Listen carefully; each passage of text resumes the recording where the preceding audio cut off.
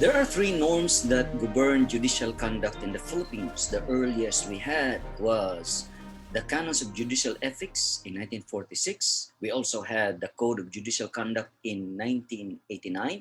And at present, we have the new Code of Judicial Conduct for the Philippine Judiciary, the famous Bangalore Draft. The Bangalore Draft, as amended, is intended to be the universal declaration of judicial standards applicable in all judiciaries, and this is covered in Administrative Matter number 03-05-01 SC. Now, what are the principles on which the Bangalore Draft is founded? First, it is founded on the universal recognition that a competent, independent, and impartial judiciary is essential if the courts are to fulfill their role in upholding constitutionalism and the rule of law. Second, that public confidence in the judicial system and in the moral authority and integrity of the judiciary is of utmost importance in a modern democratic society. And third, that it is essential that judges individually and collectively respect the honor that judicial office as a public trust and strive to enhance and maintain confidence in the judicial system. Now, it is imperative not only to update and correlate the Code of Judicial Conduct and Canons of Judicial Ethics adopted for the Philippines, but also to stress the Philippines' solidarity with the universal clamor for a universal code of judicial ethics. And that's why we support the Bangalore Draft, adopted also in different jurisdictions worldwide. The new Code of Judicial Conduct, which became effective in June 1, 2004, is now the prevailing Code of Judicial Conduct as it has superseded the Canons of Judicial Conduct in 1989. In case of deficiency, however, or absence of specific provisions in this new code, the Canons of Judicial Ethics and the 1989 Code of Judicial Conduct shall be applicable in suppletory manner. Now let's focus on the new Code of Judicial Conduct for the Philippine Judiciary. Canon 1, Independence. Judicial independence is a prerequisite to the rule of law and a fundamental guarantee of fair trial. A judge shall therefore uphold and exemplify judicial independence in both its individual and institutional aspects. Section 1 of Canon 1, judges shall exercise the judicial function independently on the basis of the assessment of the facts and in accordance with the conscientious understanding of the law, free of any extraneous influence, inducement, pressure, threat, or interference, direct or indirect, from any quarter or for any reason. Not to succumb to pressure exerted by government officials. We have jurisprudence on this in Ramirez versus Corpus Macandog.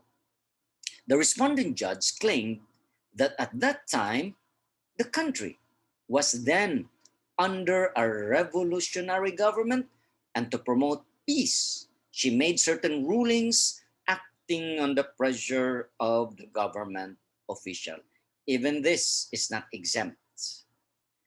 The SC ruled, even accepting that there was supposed to be pressure from a source twice removed from the national official mentioned earlier, her confessed act of succumbing to this pressure on the telephone is patent betrayal of the public trust reposed on respondent as an arbiter of law and a revelation of her weak moral character. By her appointment to the office, the public has laid on respondent their confidence that she is mentally and morally fit to pass upon the merits of their varied contentions. For this reason, They expect her to be fearless in her pursuit to render justice, to be unafraid to displease any person, interest, or power, and to be equipped with moral fiber strong enough to resist the temptation lurking in her office. Ramirez versus Corpus Macandog, AM number R-351RTJ, September 26, 1986. A disciplinary penalty was imposed upon a judge who issued warrant of arrest and fixed the bail of the accused without first conducting a hearing. The judge acted under the pressure of a rally staged by the complainant and sympathizers. The Supreme Court ruled that pressure of a rally demanding the issuance of a warrant of arrest against the accused is not a sufficient excuse for unjustified haste in respondent judge's act of fixing a bail without a hearing. Let's go to Section 2. In performing judicial duties, judges shall be independent from judicial colleagues in respect of decisions which the judge is obliged to make independently. And in Section 3, judges shall refrain from influencing in any manner the outcome of litigation or dispute pending before another court or administrative agency. So Section 2 is about a judge not allowing colleagues from influencing the decision, and Section 3 tells judges to refrain from influencing outcomes of litigation pending in other courts. So Section 2 and Section 3, they go together. Interference by members of the bench in pending suits with the end in view of influencing the course or the result of litigation does not only subvert the independence of the judiciary, but also undermines the people's faith in its integrity and impartiality. Letter of Presiding Justice Conrado Vasquez, AM number 08-8-11-CA, September 9, 2008. Now, Justice D. Maranan Vidal deviated from the IRCA when she allowed herself to be rushed by Justice Rojas to sign the Meralco decision on July 8, 2008 without reading the parties' memoranda and without deliberation among members of the division required by the IRCA. She knew that the TRO would not expire until July 30, 2008, some 3 weeks away from July 8, 2008. Yet she allowed herself to believe Justice Rojas' misrepresentation that signing the decision was urgent. Her compliance with certain dissembling practices of other justices of the court in violation of the IRCA showed weakness and lack of independence on her part. By the way, IRCA is Internal Rules of the Court of Appeals.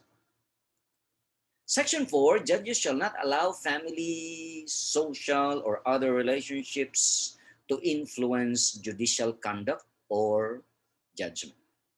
The prestige of judicial office shall not be used or lent to advance the private interests of others, nor convey or permit others to convey the impression that they are in a special position to influence the judge.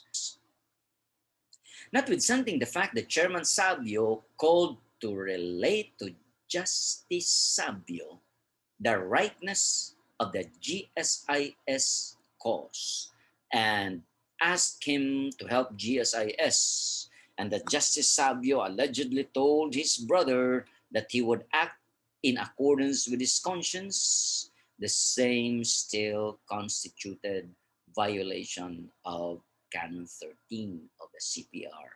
So we have here brothers, one chairman of GSIS and another justice of the court, and then they communicated with each other, And it doesn't matter that Justice Sabio told his brother that, no, I am going to decide the case based on my conscience. It doesn't matter.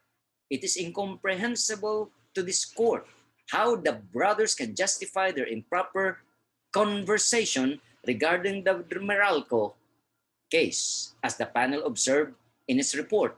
Ironically, both of them found nothing wrong with Brother Camille's effort to influence his younger brother's action in the Meralco case, because both believe that our Filipino culture allows brother-to-brother conversation, even if the purpose is one to influence the other, provided the latter does not agree to do something illegal. You get the point, my dear friends? Section 1, Rule 1 through 7 of the Revised Rules of Court enumerates without ambiguity the cases in which any judge or judicial officer disqualified from acting as such. The said section in no uncertain terms expressly prohibits a judge or judicial officer from sitting in a case where he is related to either party within the sixth degree of consanguinity or affinity. This is mandatory. Section 5, judges shall not only be free from inappropriate connections with and influenced by the executive and legislative branches of government, but must also appear to be free therefrom to a reasonable observer. Appearance is also important because at stake here is the trust and confidence of the public on the legal system. Section 6, judges shall be independent in relation to society in general and in relation to the particular parties to a dispute which he or she has to adjudicate. Section 7, judges shall encourage and uphold safeguards for the discharge of judicial duties in order to maintain and enhance the institutional and operational independence of the judiciary. Section 8, judges shall inhibit and promote high standards of judicial conduct in order to reinforce public confidence in the judiciary, which is fundamental to the maintenance of judicial independence.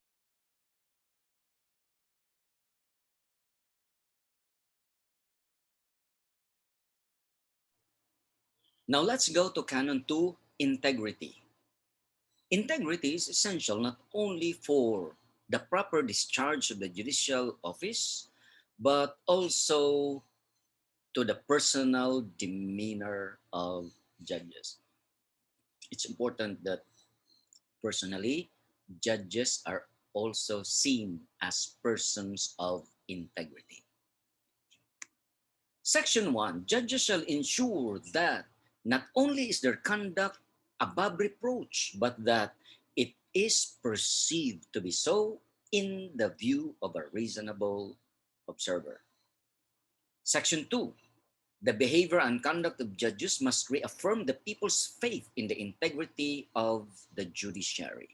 Justice must not merely be done, but must also be seen to be done. Well known is the judicial norm that judges should not only be impartial, but should also appear to be impartial. Jurisprudence repeatedly teaches that litigants are entitled to nothing less than the cold neutrality of an impartial judge. The other elements of due process, like notice and hearing, would become meaningless if the ultimate decision is rendered by a partial or biased judge.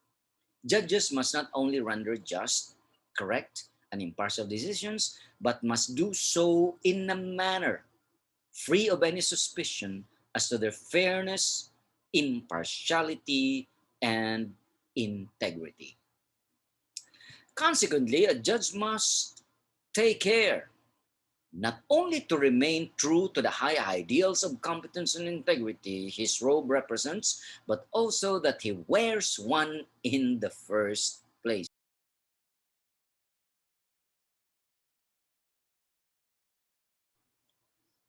Public confidence in the judiciary can only be achieved when the court personnel conduct themselves in a dignified manner befitting the public office they are holding.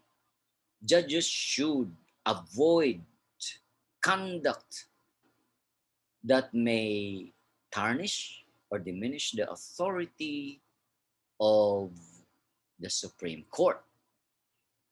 Clearly, Judge de Mariñas' attitude, as shown by her unexplained failure to decide 150 cases, as well as motions and incidents, and her failure to respond to any of the court's directives despite several reminders, betray her lack of concern for her office. In sum, Judge de Mariñas has been remiss in the performance of her official duties, exacerbated by her audacious stance in defying this court's orders. We cannot tolerate the attitude of respondent judge in defying this court's authority and undermining integrity. Respondent Judge Rubia committed gross violations of the new Code of Judicial Conduct for the Philippine Judiciary by meeting a litigant and advising her to talk to opposing counsel.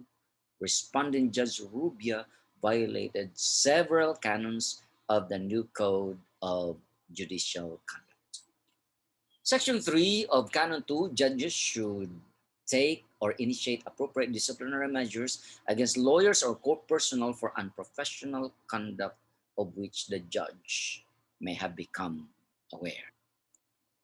A judge should diligently discharge administrative responsibilities, maintain professional competence in court management, and facilitate the performance of the administrative functions of other judges and court personnel. Buenaventura versus Benedicto, 38 Scra 71. Leniency provides the court employees the opportunity to commit minor transgressions of the laws and slight breaches of official duty, ultimately leading to vicious delinquencies. The respondent judge should constantly keep a watchful eye on the conduct of his employees. He should realize that big start small. His constant scrutiny of the behavior of his employees would deter any abuses on the part of the latter in the exercise of their duties. Then his subordinates would know that any misdemeanor will not be left unchecked. The slightest semblance of impropriety on the part of the employees of the court in the performance of their official duties stirs ripples of public suspicion and public distrust of the judicial administrators. The slightest breach of duty and the slightest irregularity in the conduct of court officers and employees detract from the dignity of the courts and erode the faith of the people in the judiciary. Impartiality is essential to the proper discharge of judicial office. It applies not only to the decision itself, but also to the process by which the decision is made. Section 1. Judges shall perform their judicial duties without favor, bias, or prejudice. Section 2. Judges shall ensure that his or her conduct both in and out of court maintains and enhances the confidence of the public, the legal profession, and litigants in the impartiality of the judge and of the judiciary. Gochan versus Gochan, February 27, 2003, to repeat as long as opinions formed in the course of judicial proceedings are based on the evidence presented and the conduct observed by the judge. Such opinion, even if later found to be erroneous on appeal or made with grave abuse of discretion on certiorari, will not necessarily prove personal bias or prejudice on the part of the judge. Orbanes Jr. versus Honorable Court of Appeals. The intendment of the above provision of the rules of court is not difficult to find. Its rationale is predicated in the long-standing precept that no judge should handle a case in which he might be perceived, rightly or wrongly, to be susceptible to bias and partiality. His judgment must not be tainted by even the slightest suspicion of improbity or preconceived interest.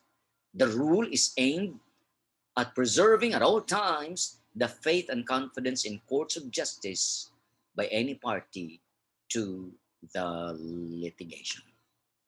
Section 3.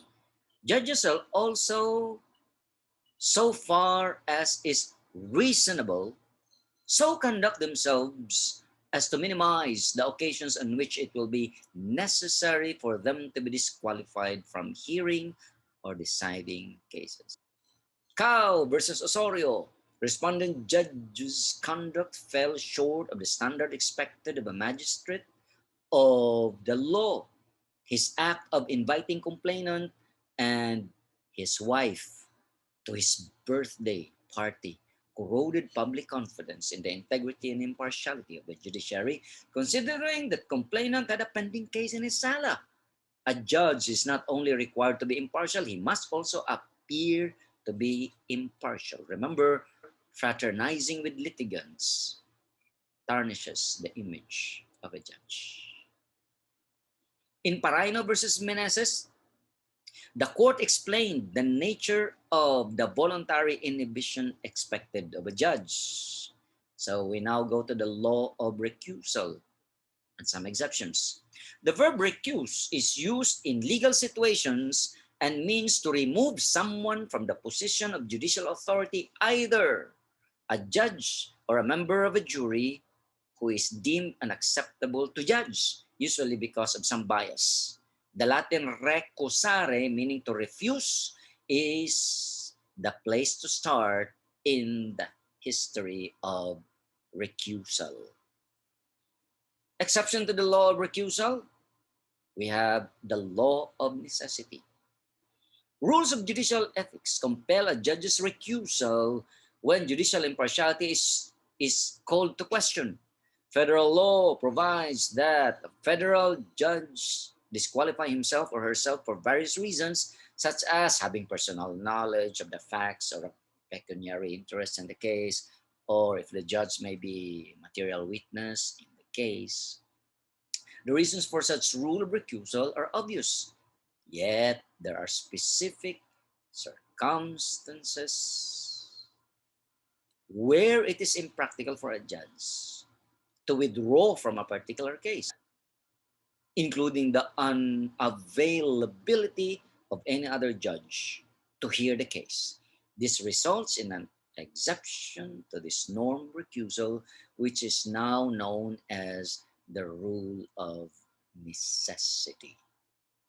Long recognized at common law, the rule of necessity was applied as early as 1430, enabling the Chancellor of Oxford to continue to preside in a case in which he was a party.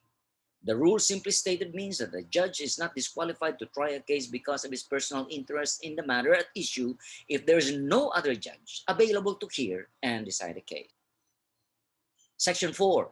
Judges shall not knowingly, while a proceeding is before or could come before them, make any comment that might reasonably be expected to affect the outcome of such proceeding or impair the manifest fairness of the process. Nor shall judges make any comment in public or otherwise that might affect the fair trial of any person or issue.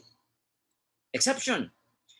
Well, not all comments by judges are impermissible. U.S. Supreme Court held that if a judge expresses open-mindedness regarding the issue at hand,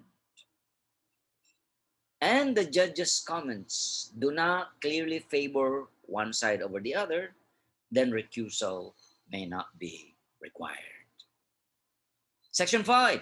Judges shall disqualify themselves from participating in any proceeding in which they are unable to decide a matter impartially or in which it may appear to a reasonable observer that they are unable to decide the matter impartially.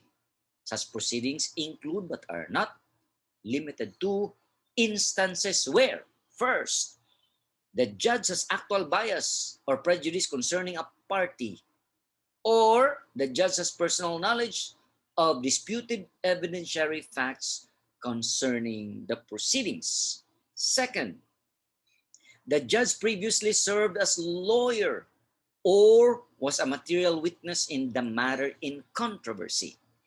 Third, the judge or a member of his or her family has an economic interest in the outcome of the matter in controversy. Fourth, the judge served as executor, administrator, guardian, trustee, lawyer in the case or matter in controversy, or a former associate of the judge served as counsel during their association, or the judge or lawyer was material witness therein. Number five, the judge's ruling in a lawyer court is the subject of review. Next, the judge is related by consanguinity or affinity to a party litigant within the sixth civil degree or to counsel within the fourth civil degree. Next, the judge knows that his or her spouse or child has a financial interest as heir, legatee, creditor, fiduciary, or otherwise in the subject matter in controversy or in a party to the proceeding or any other interest that could be substantially affected by the outcome of the proceedings. Now let's go to section 6. A judge disqualified, as stated above, may, instead of withdrawing from the proceeding, disclose on the records the basis of disqualification. If based on such disclosure, the parties and lawyers, independently of the judge's participation, all agree in writing that the reason for the inhibition is immaterial or unsubstantial, the judge may then participate in the proceeding. The agreement signed by all parties and lawyers shall be incorporated in the record of the proceedings. ABA Model Code of Judicial Conduct, Canon 35142, to effectively remit disqualification, a judge must disclose on the record the basis of the disqualification and ask parties and lawyers to consider out of the presence of the judge whether to waive disqualification. As long as the disqualification is not based upon personal bias or prejudice, the parties and lawyers may all agree that the judge should not be disqualified.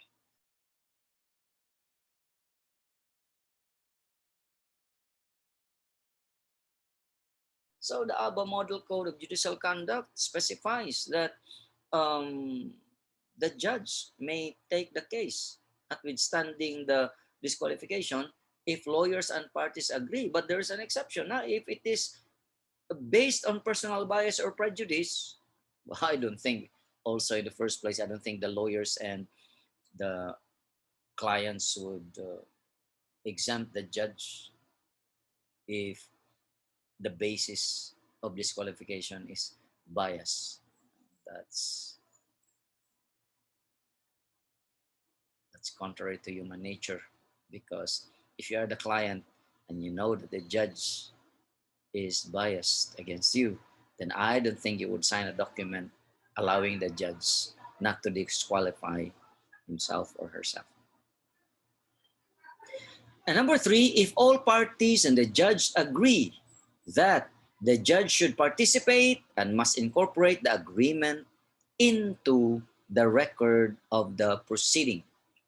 Now let's go to Canon 4, Propriety. Propriety and the appearance of propriety are essential to the performance of all the activities of a judge. Section 1.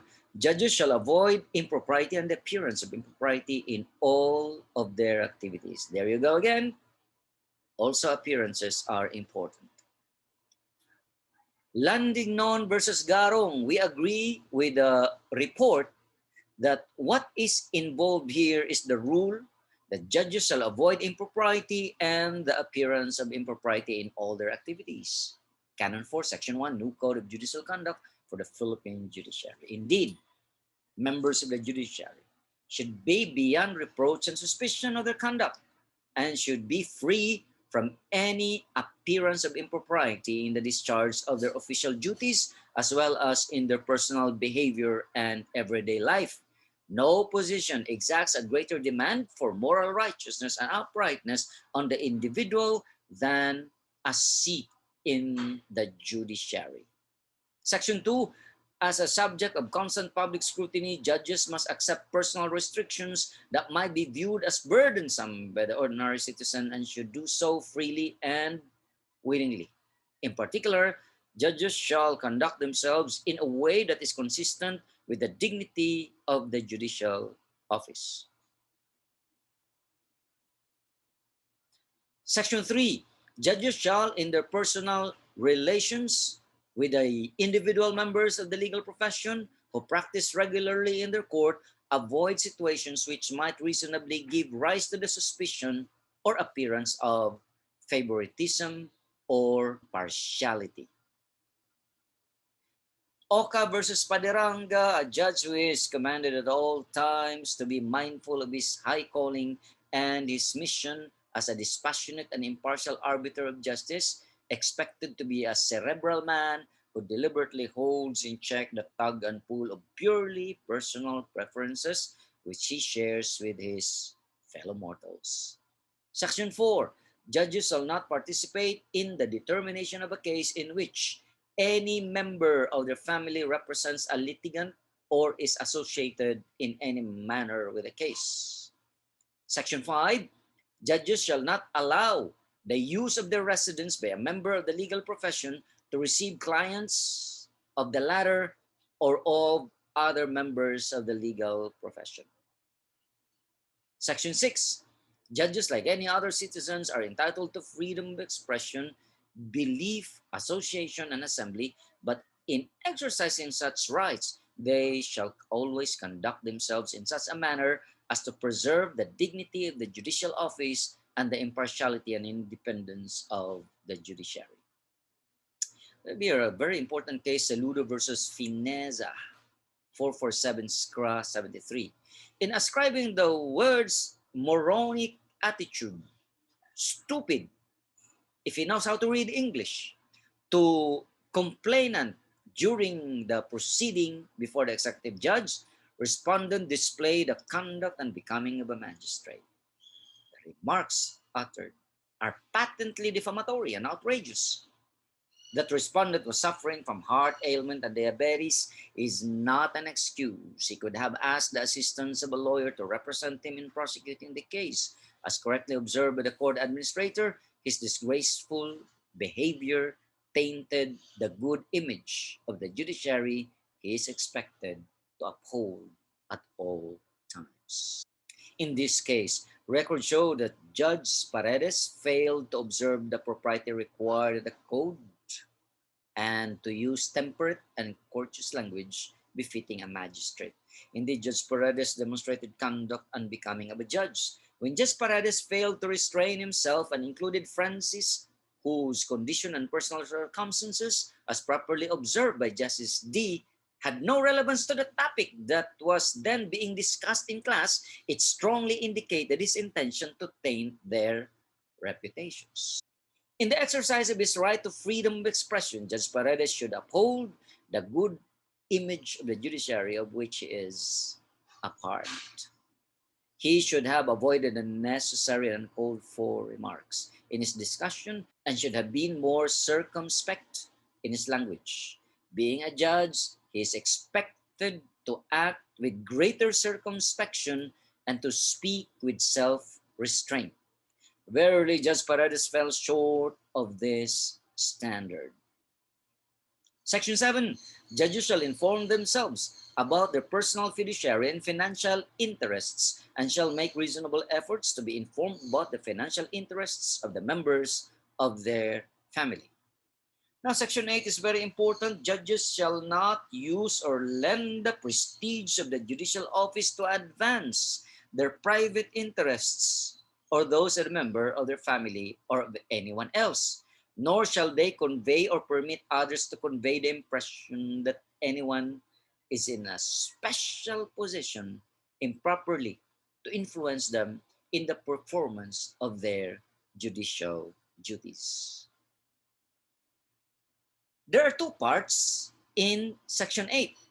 The first part, here in blue, the judge may not use judicial office to advance private interest. The second part, the judge may not give the impression that he or she can be influenced to use the judicial office to advance the private interests of others. In Javier versus de Guzman, respondent took advantage of his position as Makati Regional Trial Court judge by filing collection case against complainant in said court. We quote with the approval Justice de la Fuente's observations thereon. The civil case was filed by respondent with the Makati RTC on September 8, 1988. And respondent admits that he was detailed indefinitely to branch 142 of the same court on June 30, 1988. Now, instead of filing the suit in Quezon City where the Javiers reside, or in Manila where respondent resides, respondent, taking advantage of what he calls waiver of venue stipulation in the MOA. The MOA states that in case of litigation, venue shall be any court in Metro Manila at the option of the third party, and that is the respondent. He chose to file the case in Makati.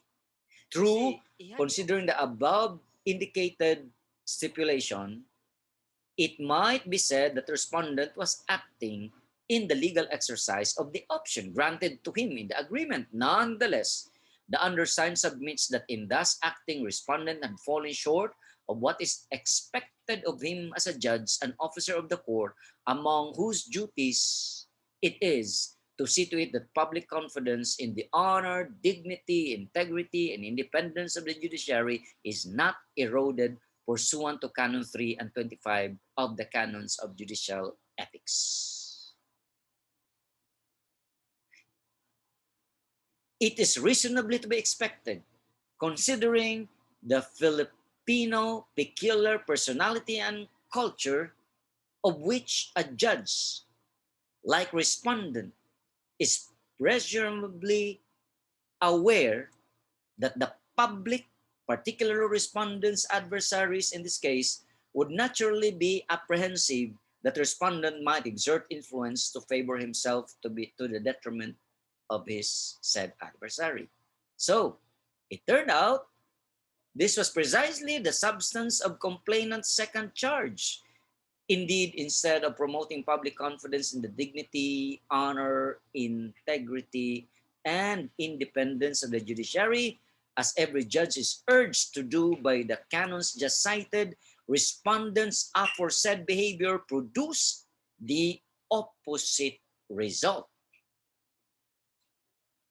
Again, in Landignon versus Garong, responded judge whose letters to government authorities and employees to secure public information regarding complainants' piggery and poultry business, to inform addressees of the laws allegedly being violated by complainant, and to remind the addressees of their duties as government officials or employees and warn them of the possible legal effects of neglect of public duties.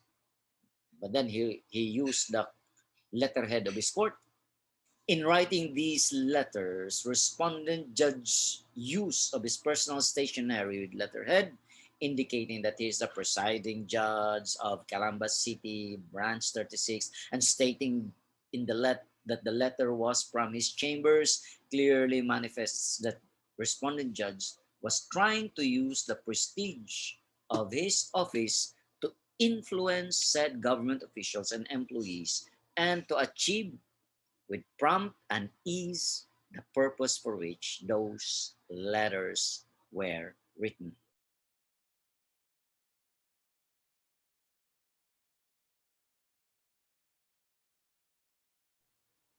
In other words, respondent judge used said letterhead to promote his personal interest.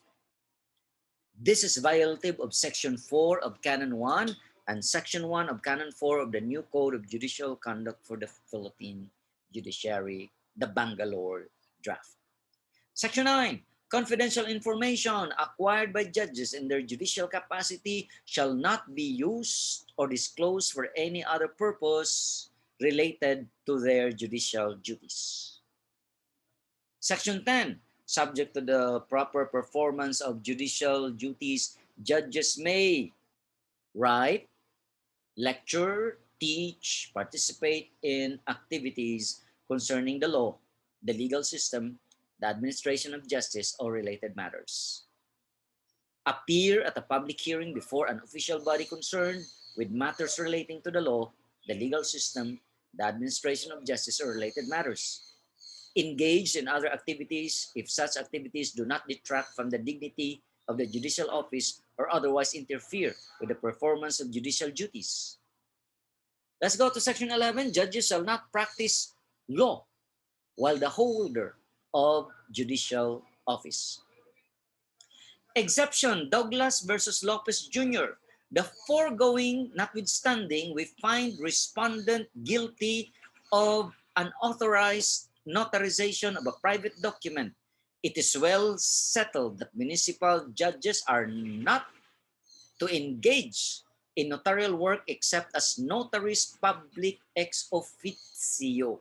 As notaries public ex officio, they may engage only in the notarization of documents connected with the exercise of their official functions. They may not, however, as such notaries public ex officio, undertake the preparation and acknowledgement of private documents, contracts, and other acts of conveyance which bear no relation to the performance of their functions as judges. So take note of this case, Balayon Jr. versus Ocampo.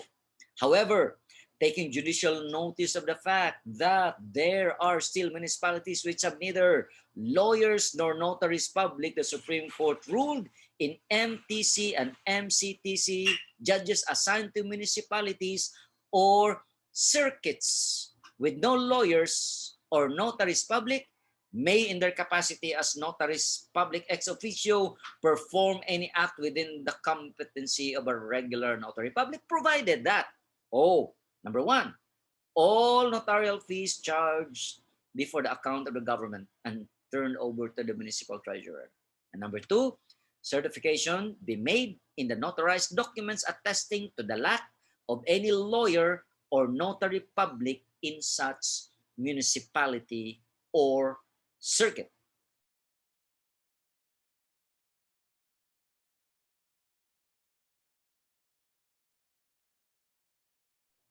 Section 12.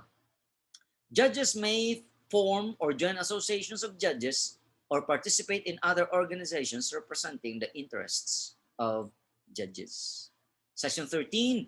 Judges and members of their family shall neither ask for nor accept any gift, bequest, loan, or favor any relation to anything done or to be done or omitted to be done by him or her in connection with the performance of judicial duties. Section 7D of RA 6713 prohibits public officials from soliciting or accepting gifts. Public officials and employees shall not solicit or accept directly or indirectly any gift, gratuity, favor, entertainment, loan, or anything of money value from any person in the course of their official duties or in connection with any operation being regulated by or any transaction which may be affected by the functions of their office.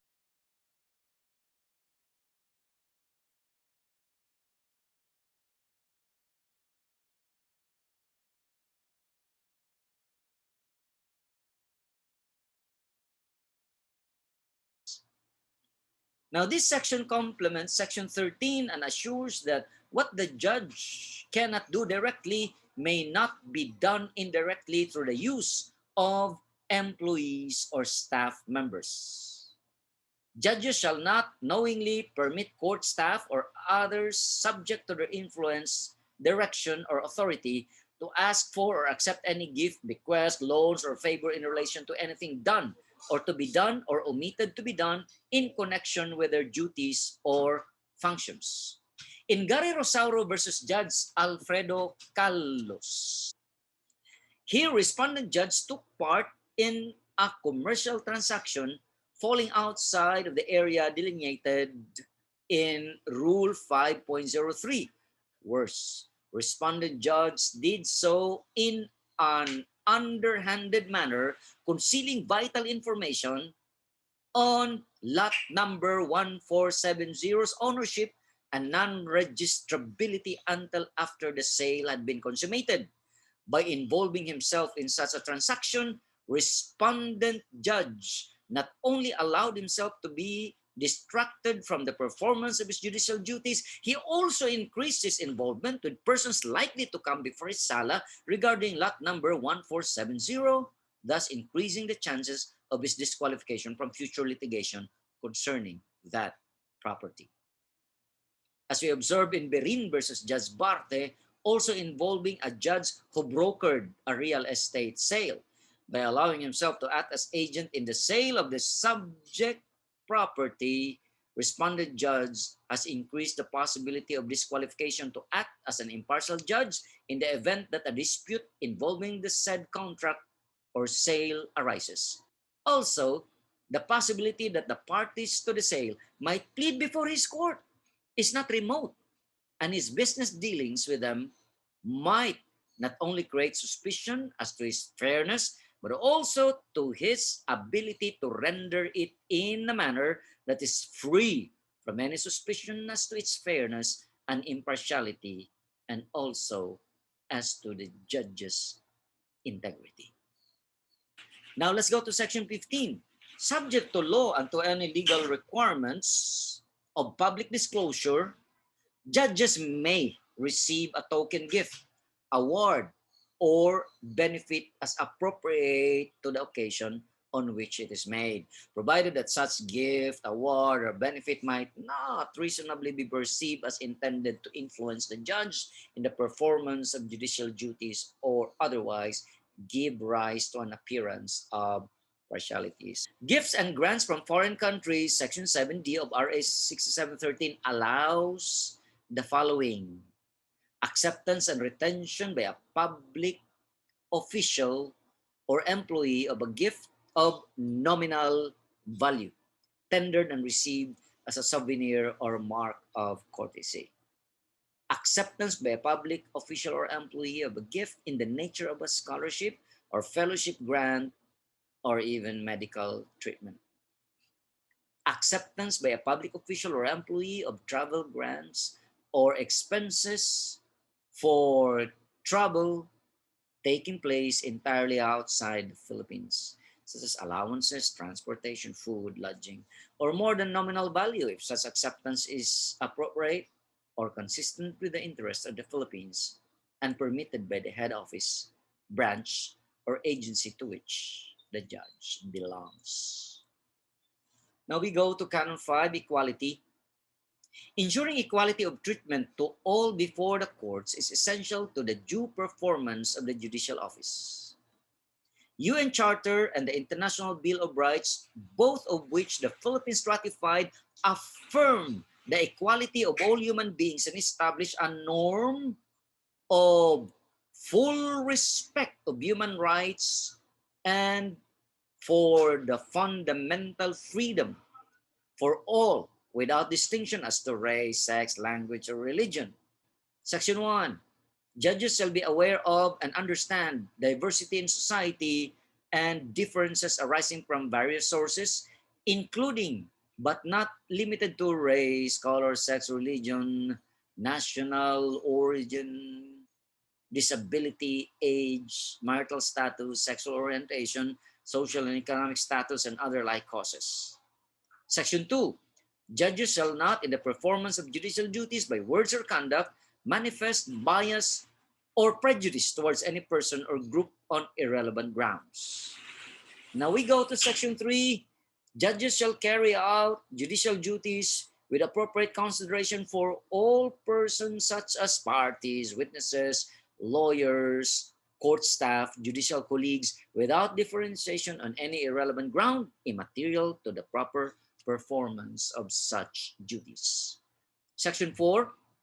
Judges shall not knowingly permit court staff or other subject to his or her influence, direction, or control to differentiate between persons concerned in a matter before the judge on any irrelevant ground. Now, in Section 5, judges shall require lawyers in proceedings before the court to refrain from manifesting by words or conduct bias or prejudice based on irrelevant grounds, except such as are legally relevant to an issue in proceedings and may be the subject of legitimate advocacy. Judges should censure lawyers who use sexist language or inappropriate behavior in court. They should hold lawyers to the requirements of Rule 12.07 of the Code of Professional Responsibility, which provides lawyers shall not abuse, browbeat, or harass a witness, nor needlessly inconvenience him. Judges have the duty to prevent lawyers from abusing witnesses with fair treatment. Judges have the duty to prevent lawyers from abusing witnesses with unfair treatment. Witnesses have the following rights and obligations as provided for in Rule 132, Section 3 of the Revised Rules of Court. Now, what are the rights of witnesses according to the Revised Rules of Court? Number 1, to be protected from irrelevant, improper, insulting questions and from harsh or insulting demeanor. Number 2, not to be detained longer than the interests of justice require. Number 3, not to be examined except only as to matters pertinent to the issue. Number 4, not to give an answer which will tend to subject him to a penalty for an offense unless otherwise provided by law.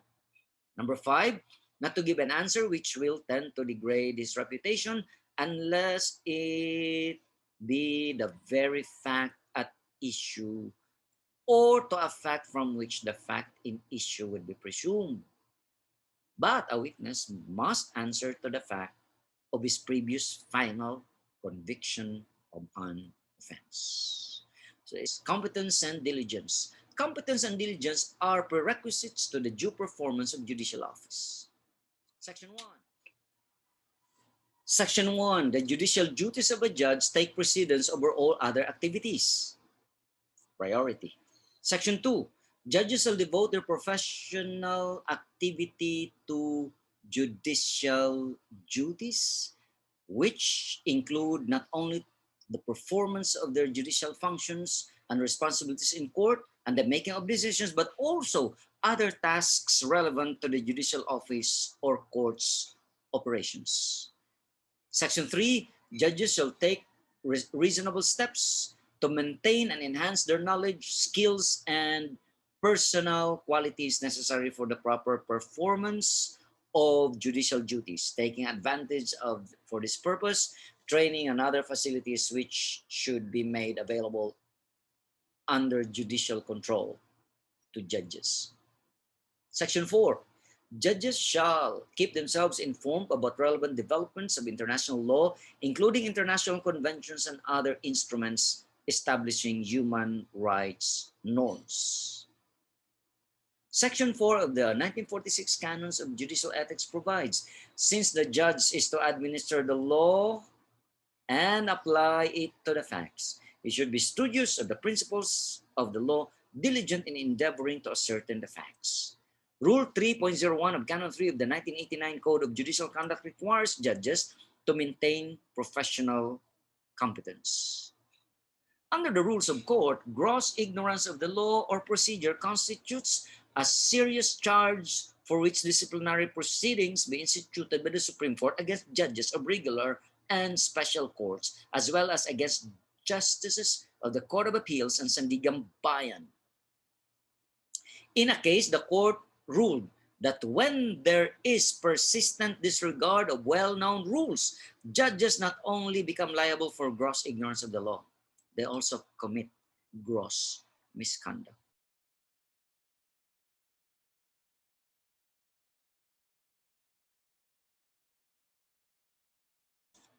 Oca versus Judge Perla Cabrera Faller. This is a 2018 case. But when there is persistent disregard of well-known rules, judges not only become liable for gross ignorance of the law, they commit gross misconduct as well. It is then that a mistake can no longer be regarded as mere error of judgment, but one purely motivated by wrongful intent.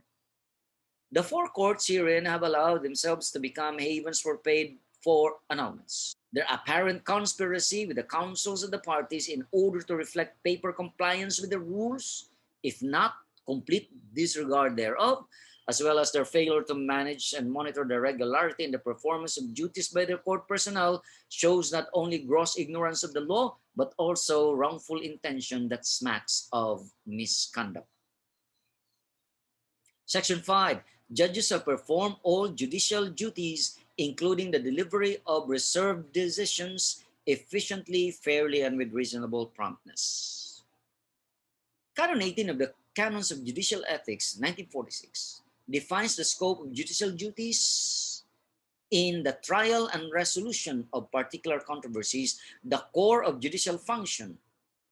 A judge's duty is the application of general law to particular instances, deciding cases impartially and without undue delay.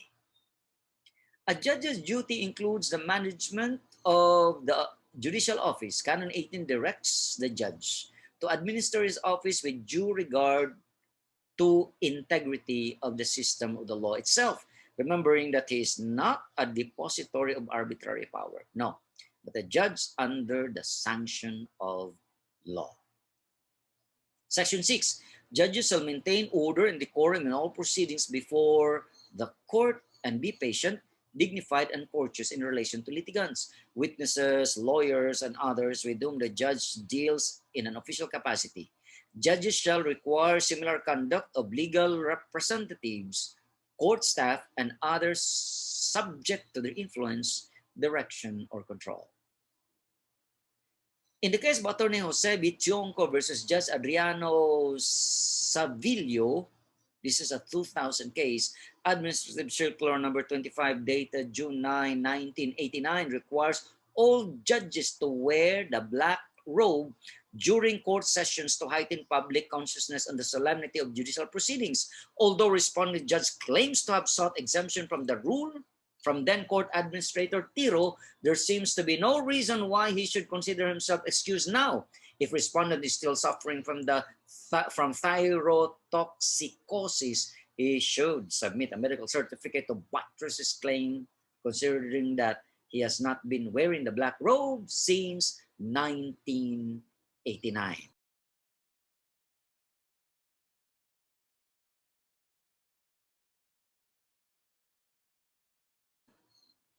Section 7. Judges shall not engage in conduct incompatible with the diligent discharge of judicial duties.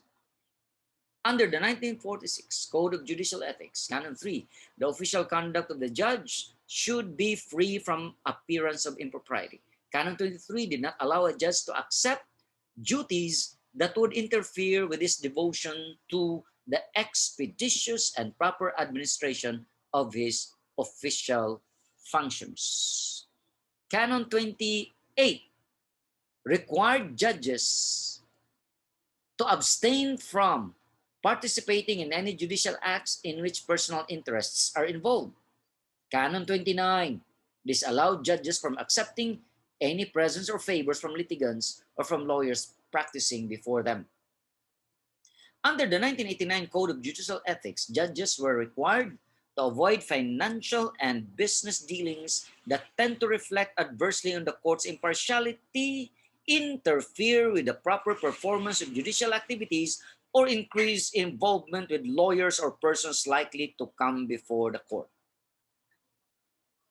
While Rule 5.03 of Canon 5 permitted judges to hold and manage investments, they were prohibited from serving as an officer, director, manager, advisor, or employee of any business except as director of the family business of the judge.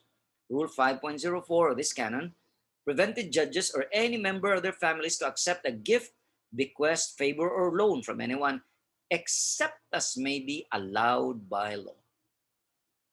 Rule 5.07 of Canon 5 prohibited private practice of law by a judge or any other profession in conflict with the judicial functions. A judge shall not engage in the private practice of law unless prohibited by the Constitution or law. A judge may engage in the practice of any other profession provided that such practice will not conflict or tend to conflict with judicial functions. Thus far are the 6 canons under the new Code of Judicial Conduct for the Philippine Judiciary. Let's review Canon 1, Independence, Canon 2, Integrity, Canon 3, Impartiality, Canon 4, Propriety, and Canon 5, Equality, and finally Canon 6, Diligence and Competence. Thank you for watching. God bless you all. So help me God.